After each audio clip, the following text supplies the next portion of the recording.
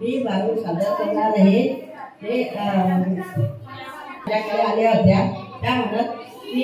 आपण पंढरीला जाऊ, पण मी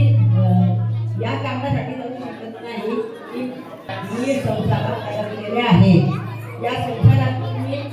निघू शकत नाही, तर मी कशासाठी निघू शकत नाही ते आता मी सादर करणार आहे.